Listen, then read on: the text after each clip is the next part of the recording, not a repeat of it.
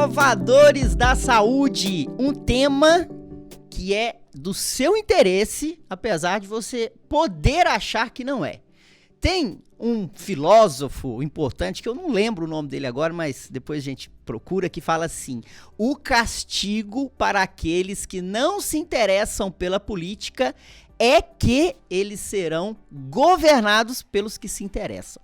E você que é um inovador da saúde, trabalha na saúde, cuida do seu paciente, você é governado pelas pessoas que você escolhe para te representarem. E hoje eu estou tendo a honra de receber a deputada que aprovou a telemedicina no Brasil. Vocês que me acompanham, eu já falo de telemedicina desde 2018, faço advocacy e eu tenho o privilégio de receber a deputada Adriana Ventura. Prazer estar aqui com você. Já falamos outras vezes, você já esteve no nosso podcast durante a pandemia. Uma honra para mim, obrigado pelo seu tempo mesmo. É um prazer, aliás, é um prazer enorme estar aqui novamente, agora presencialmente, né? Depois desse período tão difícil que passamos, mas tão desafiador e com tanta oportunidade. Então, é um prazer estar aqui, Lorenzo. E, assim, o que eu puder, quantas vezes você me chamar, eu venho, porque eu acho empolgante. Como você sabe, eu sou professora de empreendedorismo, então tudo que tem a ver com inovação, tecnologia, vamos para frente, vamos criar oportunidades. Vamos lá. Pessoal, neste programa de hoje, a gente não vai falar tanto da telemedicina, podemos falar, mas se você quiser escutar o processo de aprovação da lei, tem um outro podcast com a Adriana. Hoje a gente vai falar sobre política mesmo, por que você deve se interessar nos candidatos e naqueles que te governam. Adriana, eu quero que você conte o seu background. Professora, quase que eu fui aluno seu na GV. Verdade! Eu peguei o outro professor, eu descobri que os meus colegas de sala do mestrado foram seu aluno, e eu peguei um outro professor. Você fez... Ai, olha eu fiz só o que programa coisa... de mestrado profissional. Isso, eu dei aula em gestão da competitividade. Eu dei aula de comunicação e negociação. Isso, eu peguei outro professor. Ai, não acredito. E não caí na sua turma. Olha só, mas todo mundo faz mal. Tá vendo? Esse mundo é pequeno. Mas o destino sempre cai no mesmo... Todos os rios correm para o mar, não dizem isso? Tá tudo certo. E aí você sai lá da GV, professora, empreendedora, e cai na política. Deputada federal. Conta um pouquinho dessa trajetória. Olha, essa trajetória é muito simples. Estava indignada, cidadã indignada. Bom, primeiro eu vou começar. Cidadã desinteressada, que não participava da política, ausente da política, não lembrava em quem votava. Não estava muito aí com a hora do Brasil, porque afinal de contas a minha vida era boa. Eu ajudava as pessoas, eu trabalhava, ganhava meu dinheiro. Eu sabia que, eu vi uma coisa ou outra, a política, de certa forma, não me atraía, o ambiente. Eu olhava lá pessoas que eu não tinha orgulho, mas chegou um ponto... de tanta indignação quando começou Petrolão, Mensalão, aqueles escândalos de corrupção. E aí eu lembro que eu comecei a ficar tão incomodada que eu falei, bom, eu tenho dois caminhos. Ou eu faço alguma coisa e participo para mudar essa situação, ou eu vou para o aeroporto e mudo de país. E, obviamente, eu resolvi ficar aqui, amo o meu país, e resolvi ir para a política. E a entrada na política... eu conheci umas pessoas do Partido Novo, que são cidadãos comuns que querem mudar uma realidade. Ali todo mundo é voluntário, a gente não usa dinheiro público. E eu achei bacana essa plataforma. Eu falei, bom, cidadãos comuns que nunca entraria na política e nunca se interessou, eu também. Que queria fazer alguma coisa, não sabia como, eu também. Então, eu ajudei o Partido Novo na Zona Oeste de São Paulo. Eu fazia parte do grupo, ajudei, ofereci meu espaço, eu sou empreendedora, eu tenho um espaço multicultural onde as produções ensaiam. Então, ali tinha ensaio de orquestra, musical. Então... E eu cedi o espaço, porque o Partido Novo estava nascendo. Eu falei, vem aqui. Que ano que foi isso, Adriana? Foi mais ou menos 2017, 2018. Sei. E aí eu comecei a oferecer meu espaço, porque a reunião que eu ia do Partido Novo era em salão de festa de alguém. Eu falava, não, eu tenho salas de ensaio e tal. E eu comecei a organizar reuniões. Vamos chamar gente, arrasta a cadeira, põe cadeira, monta a sala. Vamos falar de educação, vamos falar de saúde. E aí foi crescendo e no final eu acabei saindo candidata porque estava faltando candidata mulher. Olha. É a razão, né? Eu sou contra a cota. O mais louco de tudo isso é que a gente se posiciona contra a cota. Né? Contra a cota de mulher. E é muito paradoxal isso para mim. E até hoje eu dou risada. Porque existe uma regra clara que você precisa ter 1/3 do sexo oposto de candidatos. E tinha mais homens que mulheres, não tinha 1/3 de mulheres, e se não tivesse o número X de mulheres, iam cortar candidatos homens.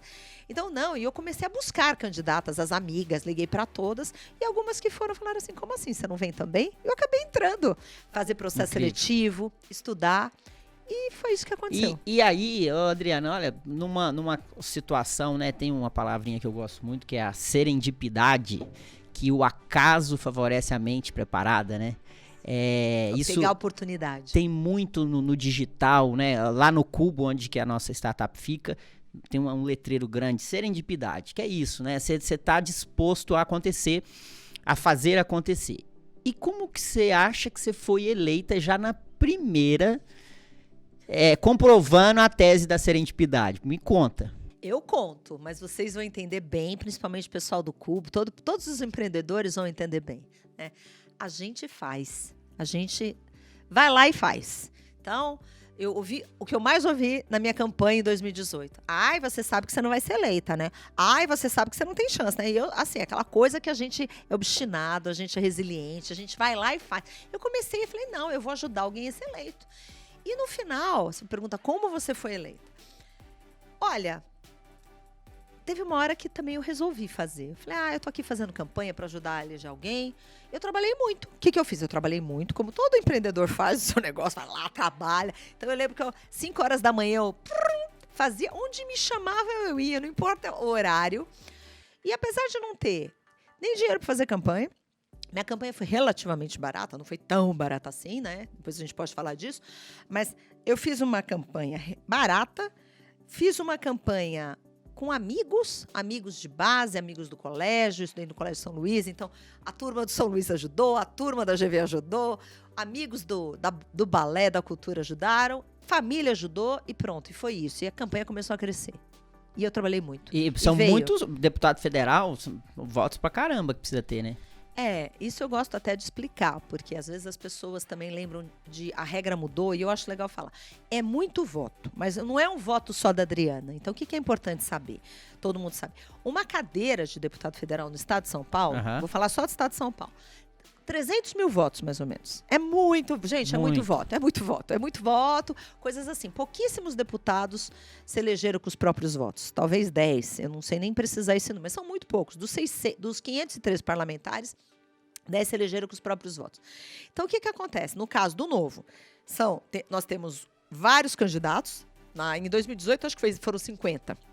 A soma de votos nestes deputados, nesses 50 que concorreram para deputado federal, mais todos os votos na legenda, teve um total de votos do Novo. Tá. Então, em 2018, 900 mil votos. Isto dá 3 cadeiras, certo? 300 mil votos uma cadeira, 900 mil votos o total de votos, dá 3 cadeiras.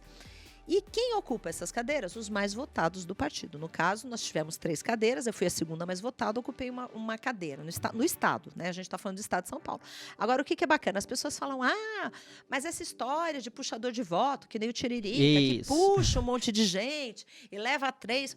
Isso acontece em parte, mas aquela coisa nociva que existia, de gente que tinha quase nada de voto ser arrastado dentro como era, né? Uma vez eu lembro que eu fiquei muito indignada, que eu vi que tinha um deputado do Rio de Janeiro, que eu não sei se foi a Enéas que puxou, que morava na Ilha do Governador, que tinha tido, acho que, 300 votos, 400 votos, era deputado, eu fiquei tão brava com aquilo, mas hoje tem uma trava. Para você ocupar a cadeira, no mínimo, você tem que ter 10% dos votos para você do total da cadeira. Então, 300 mil votos, só pode ocupar a cadeira deputado federal quem tiver no mínimo 30 mil votos. Então, assim, porque as pessoas fundavam partidos ali, colocavam uma estrela, né? E aí puxava o voto e hoje tem essa trava que impede. Tem essa trava e ainda mais agora com essa mini reforma política que aconteceu ano passado, você tem outra trava, que além disso, as sobras, por exemplo, tem 900 mil votos, mas eu tive 940 mil votos. Toda sobra que tem, os 40 mil votos de um partido, tem a concorrer pela sobra. E para concorrer pela sobra, tem que ter tido 20%, 60 mil no caso. Entendi. Então, vai qualificando, pelo menos representam um número de pessoas. Perfeito. E, Adriana, eu te conheci através da telemedicina. Queria que você contasse a história Porque podem pensar que você é da saúde, né? O seu background é de saúde, mas você mesmo fala, né? Que eu sei, é da história, mas queria que você compartilhasse aqui como que você foi lutar pela causa da telemedicina para conseguir aí essa aprovação. Não, o que eu acho bacana contar aqui, realmente, eu não sou da saúde, e mais do que isso, eu não tenho ninguém de saúde na minha família inteira. Não tenho ninguém, assim, um profissional de saúde, assim, que eu me lembre, não tenho ninguém. Nem médico, nem médico, nem enfermeiro, nem dentista, nem ninguém. E o fato é que todo mundo da bancada do Novo é reformista. A gente entrou lá para fazer reforma. Todo mundo é empreendedor reformista. A gente quer melhorar o ambiente de negócio. A gente quer fazer todas as reformas possíveis, né? Todas elas. Mas o fato é que tem a Comissão da Saúde, que dentro do nosso planejamento estratégico, dentro do que a gente acredita que seja o papel de uma política pública para o país, a saúde é um eixo central. Entre as 5 áreas principais, saúde é uma delas. E não tinha ninguém para a área da saúde. E eu acho que aí foi meu espírito empreendedor. Falei, não, vou comprar essa briga. Quem vai para a comissão de saúde? Um olha para a cara do outro e fala, tá bom, eu vou. E é muito engraçado, porque eu, uma administradora pública, com uma visão sistêmica, uma empreendedora lá, num momento X, porque eu lembro que quando eu entrei no Congresso, a primeira semana eu vi uns médicos ali indignados ali na frente, né, fazendo. E porque médicos parlamentares? Médicos parlamentares. Sim. Grupo de médicos parlamentares dentro do plenário, falando da resolução 2227, aquela que regulamentava a telemedicina, falando um monte, que tinha que ser caçada, fazendo escarcel. Eu ainda falei, nossa, mas tem os países ali fora, todo mundo que vai usa. desumanizar o atendimento. Mas, assim, todos os tipos de comentários tinha lá, não só a questão de desumanizar, que eu acho um absurdo. Desumano é ficar 2 anos numa fila, né? Para mim é muito claro isso. Mas não ter acesso é desumano. Mas falaram, e eu não entendi aquilo. Quando eu caí na Comissão da Saúde, um mês depois, eu encontrei todos os meus amigos que estavam ali na frente falando, estavam na Comissão de Saúde. Então, deu para trabalhar, deu para conversar. Uns viraram coautores do projeto, porque depois veio a pandemia. Antes um pouquinho da pandemia, eu falei, cara, essa pauta a gente precisa avançar. Como é que a gente viabiliza o SUS? Como é que a gente dá sustentabilidade para o SUS? Como é que a gente dá acesso que hoje não tem? E aí é o espírito empreendedor. Vai lá, põe o projeto. Daí eu lembro que quando estourou a pandemia, eu participei da comissão do coronavírus, né? Mas antes de protocolar, eu catei todos os deputados da comissão, de PT a PSL na época, eu lembro, todo mundo que estava lá. Eu falei, gente, a gente precisa avançar na saúde. Vamos ser coautor aqui, vamos discutir essa pauta, pelo menos, porque tinha resistência. Mas eu falei, vamos discutir, a gente está aqui numa casa democrática, né? Vamos avançar, vamos construir um texto que vocês tenham conforto. E foi assim. Daí estourou a pandemia. Um mês depois já era a lei 13.989, que todo mundo cita, é muito legal. Porque falar que é legal, né? De autoria da deputada Adriana Ventura. Mas, na verdade, as pessoas citam a lei. E eu acho que eu gosto de citar também. A iniciativa pode ter sido minha. Eu puxo a carroça, como eu brinco, mas foi um trabalho coletivo. Mas foi mais um momento de serendipidade aqui avaliando. Com certeza. Porque caiu no seu colo. Com certeza. Só que eu acompanhei os movimentos ali pelos acessos que eu tinha. E tá bem transparente hoje para quem quer acompanhar. O que acontece? Eu vi o seu trabalho, você lutou mesmo. Então, o acaso favorece a mente preparada mais uma vez, porque você foi fazer atrás das pessoas que poderiam ajudar, a costura política tão importante, né, para que se aprove. Então, isso é fundamental. E, Adriana, contando aqui para você que nos ouve, você me mandou, né, os seus livrinhos. A Adriana, ela confecciona livros de cada ano, né? 2019, 2020, 2021. Isso. 2022 não tá pronto ainda, né? Não tá pronto, mas você tá vai no forno. Vou mandar, com certeza. E lendo esses livros do que você fez em cada ano, eu pude perceber, né? Você tá falando do empreendedorismo, agora a gente caiu numa palavra de serendipidade. Eu pude perceber, Adriana, uma certa similaridade ao que eu faço mesmo. Então, as minhas perguntas, você vai ver que elas estão muito baseadas no empreendedorismo digital. Eu trouxe essa comparação, sabe? A primeira, eu quero que você conte a história do Maurício. Do Cidadão Maurício. Que é nada mais do que eu e você, que somos empreendedores digitais, que a gente tem que fazer todo dia. Pegar feedback do usuário. pegar feedback do nosso cliente mesmo. e você do seu eleitor. Conta o que você fazia, Tá pandemia, e aí chegou o Maurício e você. Tá bom. Eu acho graça, eu conto a história do cidadão Maurício, porque primeiro eu queria dizer que assim, o papel de qualquer parlamentar é servir a população e representar, é ser voz dos que não estão lá. Tudo bem que nem sempre isso acontece, tudo bem que eu acho que hoje isso está completamente, como é que eu falo, prostituído e adulterado, né? Mas o que acontece ali? Estourou a pandemia. Então, a lei da telemedicina, inclusive, já era lei, já existia a lei. E eu lembro que o cidadão Maurício, um belo dia, entrou em contato comigo, com o meu gabinete, com todo mundo e falou, escuta, estou super preocupada, porque na pandemia o que aconteceu? Todos os controles se afrouxaram, não precisava mais fazer licitação, até para dar razão, isso faz sentido, né? Durante uma pandemia, você não pode ter tanta burocracia, faz não sei quantos, faz licitação, faz isso, o processo demora meses, anos. Então, para dar agilidade, o que fizeram? Afrouxaram todos os controles. E o dinheiro começou a correr solto, era dinheiro para município, era dinheiro para tudo lá.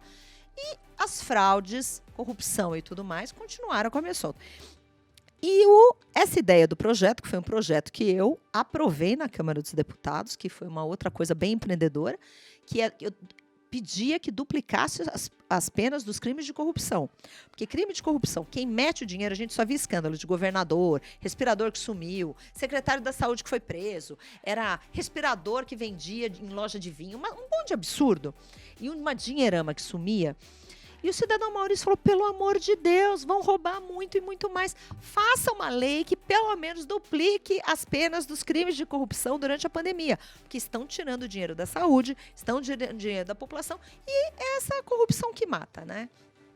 E o fato é que foi ideia de um cidadão. O cidadão Maurício realmente fez o papel dele, procurou meu gabinete. Eu acho que eu fiz o meu papel, porque eu acolhi o cidadão Maurício. Dei o crédito para o cidadão Maurício, que isso eu acho legal falar também. Porque, afinal de contas, a ideia não veio da minha cabeça. Eu simplesmente fui um instrumento do cidadão Maurício. Eu acho que esse é o papel do parlamentar. E assim como essa do cidadão Maurício, eu tenho várias outras leis que foram ideias de outros cidadãos ou entidades. Mas legal. Mas o interessante, né, que é muito... o empreendedor, às vezes, ele entra num círculo que ele não olha para o cliente dele, né? Não olha para o usuário de uma plataforma. E você criou, mesmo na pandemia, sábado de manhã, os momentos para os seus eleitores falarem com você, né? É a importância da gente... E você vê que você conseguiu a aprovação da lei, mas, sei lá, veio, né, de um feedback. De um usuário, né? Vamos supor, de um eleitor, no caso. Veio, e o que é bacana até, eu acho que dá para fazer uma comparação com o empreendedorismo puro, se a gente pensar de como foi, né? Quando a gente está falando, principalmente hoje, que todo mundo fala, linha startup. É ouvir o cliente, não precisa estar ótimo. Você simplesmente faça alguma coisa e vai testar. Né? E você já vai caindo logo, errando logo, não gaste anos, muito tempo e muito dinheiro em algo que não vai rolar. Então, é bem isso mesmo. Implementando isso na política. Na política, muito isso legal. É bom, né? Empreendendo na política. Muito massa. Maravilhoso. E aí tem uma outra que eu também peguei lá do seu livro, que é um capítulo que você fala que, sendo gestora, empreendedora, que a hora que você caiu lá na Câmara e viu os processos, os ritos, você ficou assim, tipo... encabulado, falou, não é possível que esse negócio funcione desse jeito, né? E primeiro conta pra gente como é que funciona, e depois eu vou dar a minha opinião aqui, mas conta quais são os ritos, os processos, dá um panorama, assim, porque a gente não fica sabendo disso. Então, assim, a Câmara dos Deputados, então, a gente tem o Congresso Nacional. O que é o Congresso Nacional?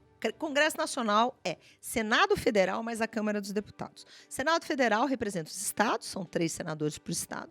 Câmara Federal representa o cidadão, a população, que deveria ser proporcional, mas isso é uma outra discussão, porque eu brigo muito que eu sou do estado de São Paulo, lógico, eu sou deputada por São Paulo. São Paulo é um estado subrepresentado, devia ter 115 parlamentares e tem 70, enquanto outros que devia ter 1 deputado, tem 8. Então, tirando essas coisas que realmente incomodam, a subrepresentação, o que acontece lá na Câmara? Lá é um ambiente que é caótico, no sentido de acontece muita coisa ao mesmo tempo.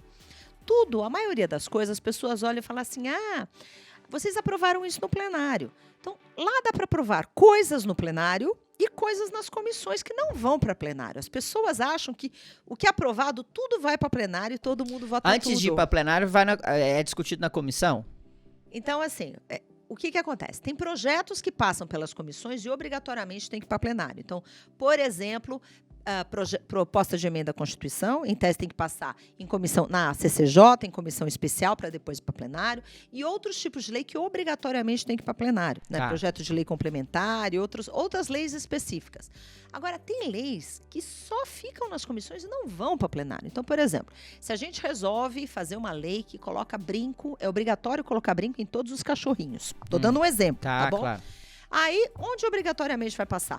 Todos vão passar na CCJ, a gente vai colocar, sei lá, uma de saúde, família, provavelmente vai passar por alguma questão ali. Se tiver uma comissão de animais, vai passar por ali e não vai para plenário. Tem leis que começam e acabam nas comissões. E as pessoas falam assim, vocês votaram isso lá na Câmara? Eu falo, eu não votei isso. Não, votou, foi aprovada uma lei e tal. Só que às vezes eu não estou na comissão. Os deputados ficam em 1, 2, 3. No caso do meu partido, como ele é pequeno, a gente participa de 8, 10 comissões. Mas, normalmente, os deputados participam de 2 ou 3 comissões, seja como titular ou como suplente. Então, tem leis que a gente nem sabe. E quem que foi decide a pauta que vai para o plenário ou que fica só na comissão? É o impacto? Qual que decide aí? O que decide é assim, ou é o tipo de projeto, se é proposta de emenda à Constituição, seria complementar. Às vezes, tem projetos, por exemplo, se uma comissão aprova e a outra rejeita, esse projeto, para ser aprovado, tem que passar pelo plenário. Tem algumas situações específicas. E tem uma coisa que eu preciso falar aqui, que eu acho que é uma coisa tenebrosa, é que a Câmara produz um número insano de leis. E umas leis não conversam com as outras. Então, por exemplo, eu vou dar um exemplo da coisa caótica que acontece ali. Eu fazia parte da Comissão da Reforma da Previdência. Então, tem a Comissão da Previdência resolvendo aqui, quem tem aposentadoria, como é que é a aposentadoria aqui, né? E na outra comissão ao lado, concomitante à Comissão da Reforma da Previdência, estavam discutindo aposentadoria especial de alguma categoria. O que eu estou querendo dizer é que é caótico, porque você tem muitos projetos, um dizendo ao outro, que são aprovados em comissões. Então, na minha visão de administradora, uma coisa sistêmica, falta um ordenamento, falta uma organização, falta uma regra. Olha, já tem uma lei aqui. Para mudar essa lei, você tem que tirar 2. Porque hoje você tem leis que contradiz uma outra. Por isso que tem tanta brecha, tem tanto buraco, tem tanto rolo, tem tanto tudo. E aí, nessas minhas reflexões, né, eu mais uma vez, eu comparei com o desenvolvimento de um produto digital. A gente, Adriana, lá dentro da ST Conecta, a gente usa um software chamado Gira. E o Gira, a gente tem várias cerimônias. Por exemplo, tem a cerimônia de refinamento, em que a gente vai falar quanto que cada task, cada atividade, quanto tempo gasta para a gente colocar isso em produção, na prática, né? Aí depois tem a planning, o planejamento, que eu vejo todas as tasks, as tarefas já estão refinadas, e vou priorizar as mais importantes. É como se fosse um gerenciamento de projeto. Exatamente. E exatamente. É uma metodologia ágil, mais conhecida como Scrum, mas... E tem uma pessoa que é fundamental, que é o Scrum Master. É aquele cara que garanta que aquele rito ali aconteça e seja certo. E a gente percebe que é necessário, tanto é que o nome Scrum, ele vem daquele passo de rugby, que as pessoas ficam agachadas, ombro a ombro, né, todos no mesmo nível. Existe hierarquia? Existe, mas o peso de cada um é igual, porque ele entende mais de quanto tempo que ele vai implementar no Java. Então, ele que tem que saber. O que eu quero dizer é o seguinte, a gente dá muito poder pro presidente. Da Câmara dos Deputados e é caótico a gestão de projetos ali dentro, né, Adriana? Eu acho que num primeiro momento há uma atenção, há uma organização, porque todos os projetos passam por um local que chama Secretaria-Geral da Mesa, que seria esse master que você falou, e ele fala, este projeto do Brinco do Cachorro precisa ir para essa comissão, esse outro precisa ir para essa. Ele dá um direcionamento, distribui, faz a distribuição. Só que quando chega na comissão, seja o presidente da Câmara, ou seja o presidente da comissão, que é feito por meio dos acordos partidários, a escolha do presidente da comissão, os presidentes têm poder absoluto de pautar ou não pautar. Então, tem projeto que pode entrar lá, Tem projeto que eu coloco que pode passar 10 anos, não vai ser pautado, a menos que sente um presidente lá que veja sentido naquilo. Porque, querendo ou não, tem presidentes que são mais democráticos e menos democráticos. Tem presidentes que falam, olha, independente do tema, nós vamos discutir, nós vamos votar. E tem aquele que só vai colocar aquilo que interessa e aquilo que não interessa tira. A mesma coisa o presidente da Câmara, que você tocou. Presidente da Câmara, hoje o Arthur Lira, Rodrigo Maia e os outros que antecederam, é poder absoluto de decisão. Ah, porque tem reunião de líderes? Tem. Então, tem meia dúzia de líderes do partido maior que, conjuntamente com o presidente, decidem o que vai para a pauta e o que não vai para a pauta. Mas o presidente ali, ele decide o que vai, o que vota, como é a pauta, quem é relator. O Novo manda um representante para a reunião de líderes ou não? O Novo não participa das reuniões de líderes, porque não somos chamados para as reuniões de líderes, porque, atualmente, antes tinha uma reunião de líder que deveria ser semanal. Aí a gente vai entrar em previsibilidade, que é o meu grande calo, a minha grande irritação. Mas assim, você que já não tá tem. cansada de falar que não isso. tem, não, mas é que não tem. Podem contar a historinha que quiserem, contar a história da carochinha. Vamos explicar a previsibilidade. É que você gostaria de ver o que vai ser votado para estudar e ver se aquilo é importante para a sociedade ou não, né? Só que é meio que no... O que acontece? Vai, Corinthians. A previsibilidade quer dizer o quê?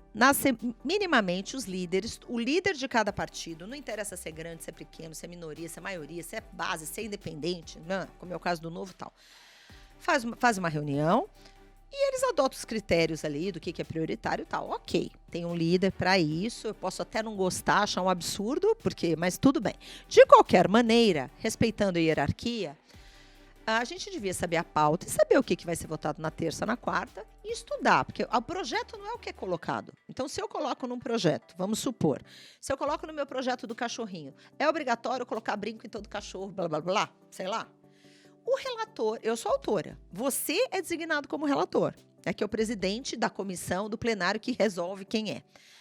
Você pode mudar tudo. Olha, na verdade, não é um brinco. Tem que colocar um brinco, um colar e tem que colocar isso. O relator muda o meu projeto, ou ele aprova do jeito que está, ou ele muda. E isso vai para votação. Aonde que eu quero chegar com isso? O que eu estou querendo dizer é que nós não sabemos o que vai ser votado. Às vezes está na pauta, mas não tem relatório. Às vezes a gente acha que vai votar o original e a gente vota uma coisa completamente cheia de jabuti, um monte de absurdo que enfiam lá dentro. E a gente precisa de tempo para estudar. Tem muito assunto que é complexo. Sim. Tem muito assunto que a gente não sabe. Olha para os dois lados, faz sentido de um lado, faz, mas também tem esse ponto. São assuntos complexos, inclusive que envolve vida da população, envolve questões importantes como emprego, que a gente não resolve assim, e tal, você olha lá a lei e você resolve como vota. Não. Então, é a minha grande luta lá. E, infelizmente, a gente tem que avançar muito. Muitas vezes a gente entra no plenário sem saber o que vai votar. Isso é fato. E o Novo, o que acontece? O presidente da casa hoje, o presidente Arthur Lira, ele adota um sistema que ele almoça com o pessoal da base para discutir a pauta, para falar não sei o quê, e depois ele se reúne com a oposição. O Novo não se encaixa nem na base nem na oposição, porque a gente não faz oposição por oposição e a gente não apoia porque é da base. Aí ele não é convidado? A gente ele não participa de reunião nenhuma. É isso que acontece. Sim. Tá? Então, é isso. Legal. Isso é fato. Tem uma pergunta que depois nós vamos chegar nisso Vai lá. aí. Mas, continuando a minha comparação aqui com uma startup, é o seguinte. Hoje, eu como CEO da minha empresa e alguém que quer chegar longe, sonha em chegar longe e desenvolvendo um produto digital, onde a mão de obra, os profissionais que trabalham são muito escassos no ambiente brasileiro, né? Então, a gente tem assim um apagão desses profissionais da era digital. Hoje, um dos meus maiores papéis dentro da minha empresa, eu enxergo em ser um guardião da cultura. O que eu quero dizer com isso? Que as pessoas elas precisam ter brilho nos olhos para trabalharem ali dentro, né? E agora, fazendo essa comparação, isso eu não tirei no seu livro, e eu não vou poder citar nomes para reservar, mas eu tive acesso a alguém muito próximo a um deputado ou a uma deputada federal, não vou dizer o gênero. E essa pessoa me falava que era, assim, terrível quando ela encontrava ou ele encontrava com essa pessoa na sexta-feira. Que parecia que tinha sugado, o Congresso tinha sugado a energia dessa pessoa. O que eu tô querendo dizer é o seguinte, como é que é a cultura ali, como é que é ali você, quando você chega terça-feira para trabalhar, e ver aquilo lá, e aí você tem o Centrão, você tem o PT, você tem... Tem de tudo. Tem lá. de tudo É o zoológico lá. completo. Como que fica a sua cabeça, assim, em termos de cultura, sabe? 4 anos, como é que...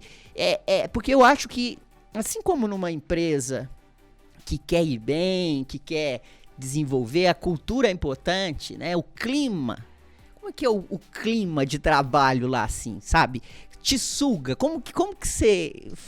Abre seu coração aí pra gente. Olha, eu te quero primeiro falar 2 coisas. É super difícil, tá bom? Eu acho que quem realmente vai lá para servir, quem vai lá para trabalhar pelo país, quem vai lá com um propósito muito claro, é sufocante, principalmente porque vem tudo de última hora, tudo uma avalanche, é bombardeio por todos os lados. E assim, para completar, vou dar um exemplo. Eu participo de muitas comissões, né? Partido grande, que tem 40, 50 deputados, manda um deputado para cada comissão e tá tudo certo. No nosso, que somos 8, e a gente precisa estar num monte de comissão importante, só que a maioria acontece, por exemplo, acontecem 4 comissões ao mesmo tempo. Então, o tal de corre para cá, corre para lá, vai não sei o quê, e vai defender. E daí o outro deputado... Então, assim, a gente fica esgotado.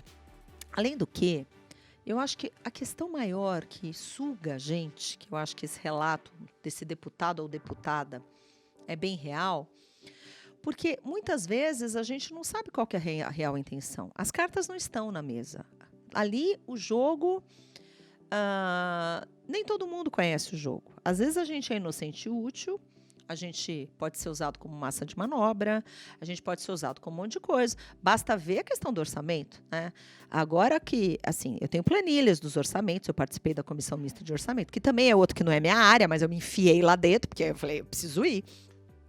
E você vê que os deputados não sabem quanto o outro deputado recebe de emenda. Não tem critério. O critério é político e compra de apoio. Puramente isso. Um deputado do mesmo partido descobre que ele recebeu 5 e o outro recebeu 80. Por que não se sabe? E por aí vai. Então, o que eu estou querendo saber? Não é um ambiente de confiança, mas eu também quero dar um outro relato, que eu acho importante, até para a gente ser justo. A gente não pode criminalizar a política. Tem muitos deputados que são bons. Tem muitos políticos lá que são bons, que já estavam lá, de vários partidos, né? Seja do partido de Centrão ou não.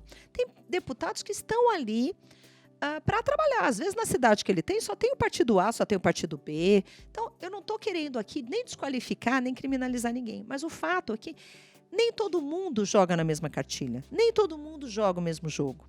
E isso deixa a gente tenso. A gente não fica à vontade de falar as coisas livremente para qualquer pessoa. A gente não sabe quais que são as regras do jogo. A partir do momento que você entra num plenário e não sabe o que vai votar, eu acho isso gravíssimo. Porque isso faz parte da manobra. Isso faz parte de manipulação pelo poder que é exercido. Com certeza. Isso faz parte de regras não claras, falta de transparência e outras. Eu acho que é a minha grande briga hoje, né? E isso se perpetua acontecendo.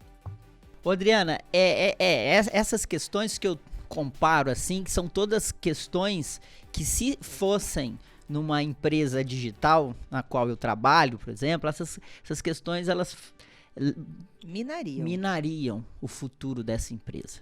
Minariam. Por isso que eu faço essa comparação e trago aqui, só pra gente pensar um pouco.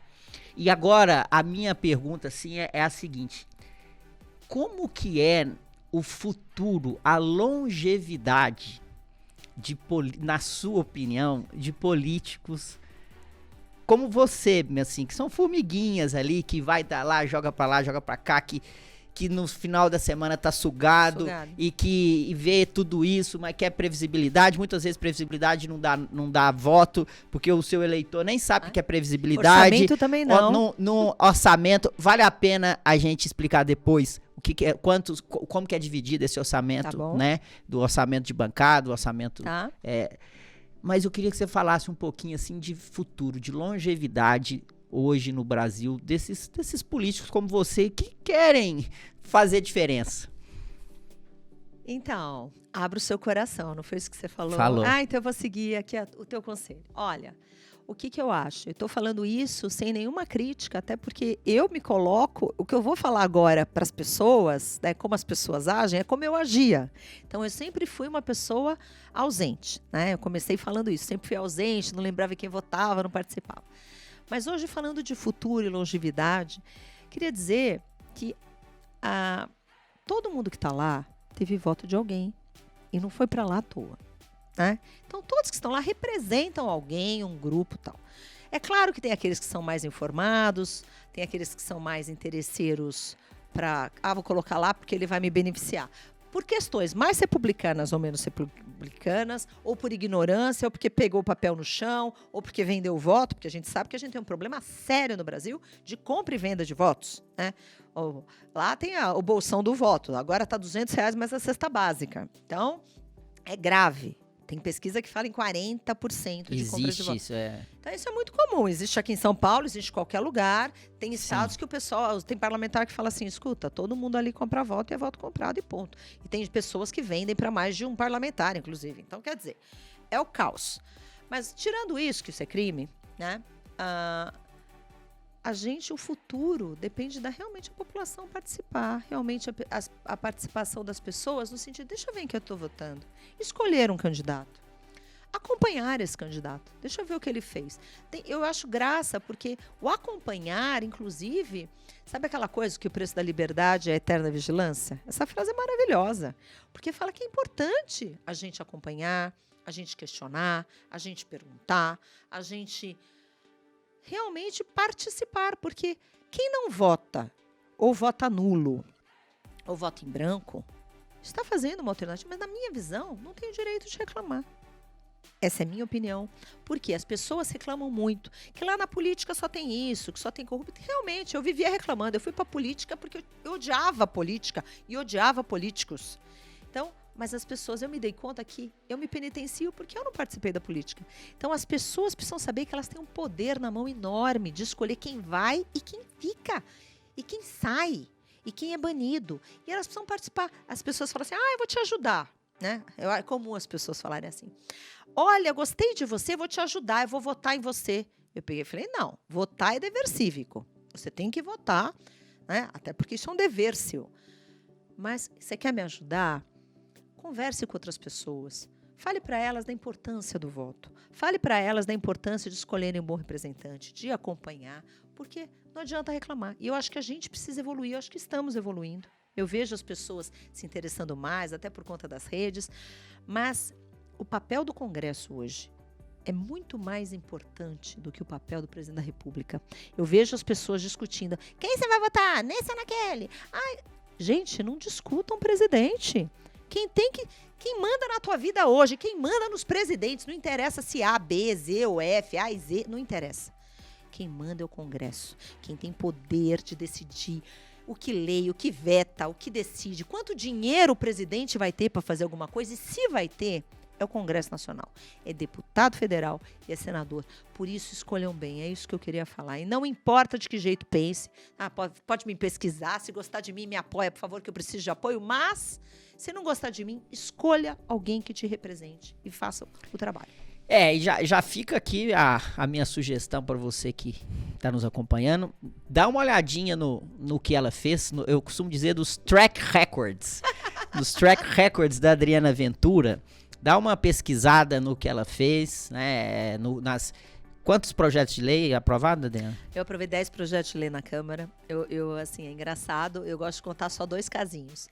Primeiro que tem gente que fica 30 anos e não aprova nada, né? Isso é normal. Não, é normal. Não, porque pelo andamento, não é nem...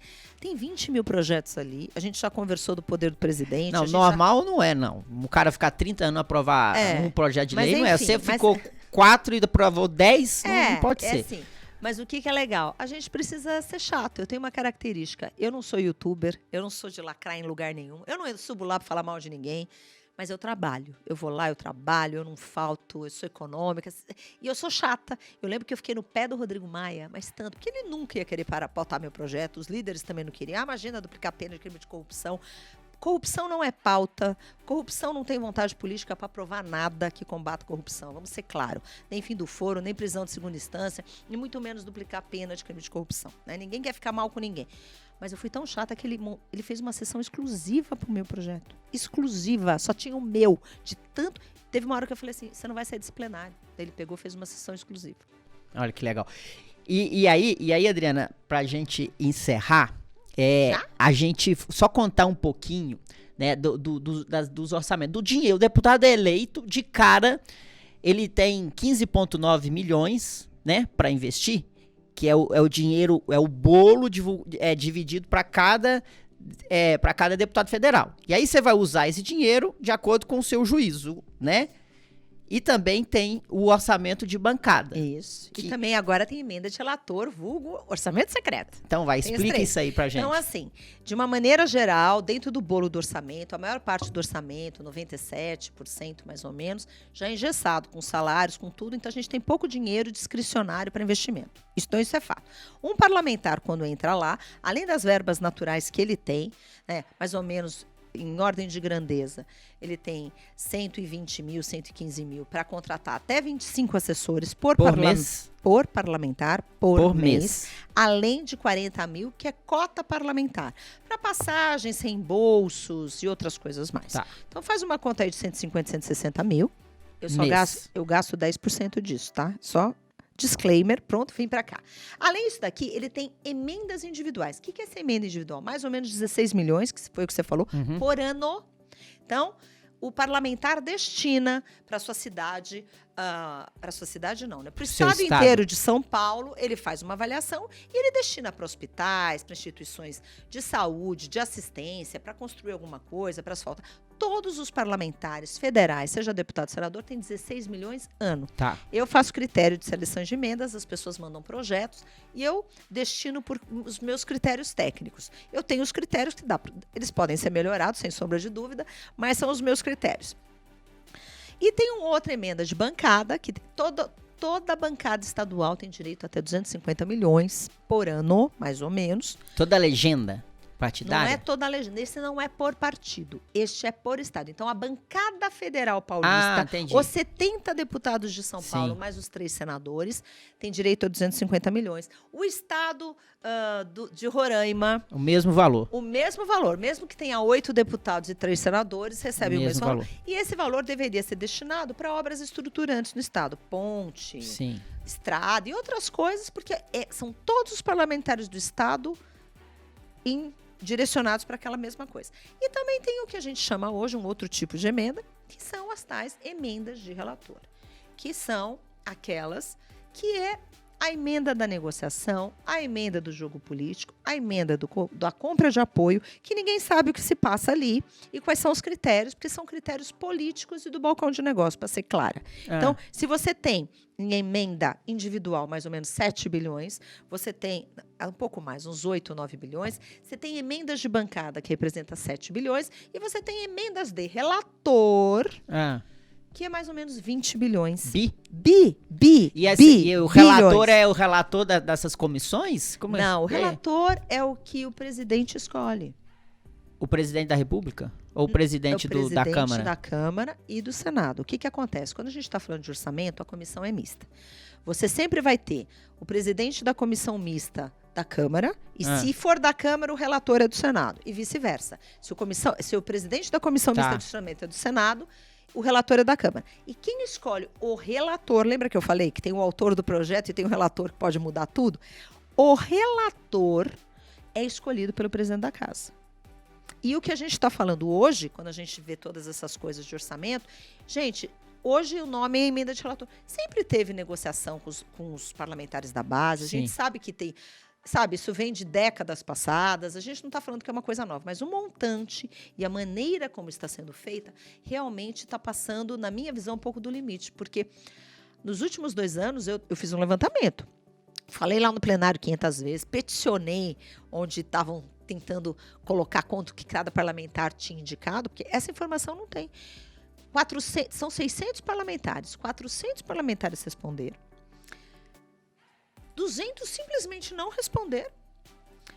E falaram quanto tinha indicado, a conta não fecha. Tem 36 bilhões que precisam ser explicados. E somando o total dos parlamentares que falaram quanto recebeu, deu 11 bilhões. Tem 25 bilhões que bateram asas e voaram, porque a gente não tem resposta disso, entendeu? Então, que tristeza. É muito triste, mas a gente está lá brigando. Eu só queria contar isso. Mas esse assunto não dá ibope, esse assunto é importante. Porque até pela forma com que é dividido, né, é muito mais fácil você lutar por projetos de lei que o eleitor vai sentir lá na ponta do que por projetos de lei de previsibilidade, por exemplo, de projetos de lei de anticorrupção e tudo mais. Para a gente pensar nisso. Mas para finalizar, agora é as suas considerações finais aí. O que você quer deixar aqui pro médico? O que você quer deixar de recado aqui pro executivo de saúde, pro profissional de saúde, pro empreendedor digital que está na saúde? Olha, a saúde, primeiro que é uma área ampla, maravilhosa, que está cheia de oportunidade. Está cheia de oportunidade porque está cheia de problema, porque ela é tão ampla. E se a gente pensa no nosso sistema de saúde, ele é extremamente desafiador. E a gente vê que com tanta inovação, com tanta tecnologia, os olhinhos fazem tilintando. Porque tudo que não funciona, quando eu vou visitar uma UBS, é genial. Porque tudo que dá problema, tudo que eu vejo que não funciona, eu falo, gente, né, dava para fazer isso. Eu não sei exatamente o que dá para fazer, mas é muita oportunidade que nós temos na saúde. A gente vê que é um setor promissor, um setor onde muda a economia, muda a área, ele tem muito para expandir ainda. Então, o meu recado é o seguinte, de uma maneira muito clara. É uma área que a gente tem que investir, que a gente tem que ter os olhos e tem muito a avançar. Eu sou relatora do prontuário único, então a gente está discutindo prontuário eletrônico, tem tanta coisa para avançar e eu queria que os médicos, os profissionais de saúde, assim, olhassem com muito carinho essa área para tentar inovar, tentar trazer soluções. Eu falo sempre que eu quero discutir o modelo do SUS, né? Eu quero discutir mesmo. Não por conta do SUS, que a ideia do SUS é uma ideia linda, uma ideia maravilhosa, dar acesso, dar dignidade. Mas a gente tem que tornar o SUS sustentável. E a gente só vai conseguir isso por meio de tecnologia, por meio de soluções, por meio de inovação. Porque o modelo que se apresenta hoje, ele está falido, ele não funciona. Vão ficar anos discutindo tabela SUS, vão ficar anos discutindo o pagar pelo serviço. A gente tem que mudar esse enfoque. Essa é a minha proposta para a próxima legislatura. Mudar esse enfoque, avançar no prontuário, avançar nessa área, porque agora eu sou da área da saúde. Eu não nasci na área da saúde, não cresci na área da saúde, mas agora eu me considero da saúde. Então esse é o meu recado e que também queria pedir, já que a gente falou tanto de política, e avançando até um pouquinho na resposta, eu queria pedir que vocês olhassem com carinho para o Congresso Nacional, que vocês olhassem com carinho e fizessem boas escolhas, porque tem muito parlamentar que joga para a galera, tem muito parlamentar que é muito fácil escrever qualquer coisa num projeto de lei ou num relatório para agradar A, B, C, D, E. E a gente tem que pensar na sustentabilidade dos empregos, na sustentabilidade do sistema de saúde, dos planos de saúde. A gente precisa ser responsável, então procurem parlamentares responsáveis. Esse é o meu recado. E quem gostar de mim, me ajuda. Perfeito. Track records da Adriana, busque, vá atrás, mas se você já está convencido com esse bate-papo aqui, é 30-30, né, Adriana? Pode falar? Sim! Opa, uai, claro. Olha, que pode. pessoal, me acompanha. Minhas redes, @AdriVenturaSP. E vote em mim se você gostou de mim. E o Instagram? Número é 3030, é tudo @AdriVenturaSP. Então, todas as redes AdriVenturaSP, meu site é Adriana Ventura, tudo junto, e meu YouTube também. E assim, se gostou, divulgue, tá? Agora, se não gostou, não fala mal, tá bom? Porque eu trabalho pelo país e por você. Fechou. Sucesso pra você, Adriana, obrigado. Você sabe que eu te apoio e você tem feito muito pela saúde e eu te acompanho, então eu posso falar com a maior tranquilidade possível que é legal ver pessoas, políticos que estão dispostos a fazer isso. Vamos nos interessar pela política, porque senão a gente vai ser governado por aqueles que você não se interessou. Aliás, já estamos sendo governados porque a gente não se interessou e eles ocuparam espaço. Venham para a política, venham médicos, precisamos de vocês e de todos os profissionais de saúde. Até mais. Valeu! Obrigada. Até mais.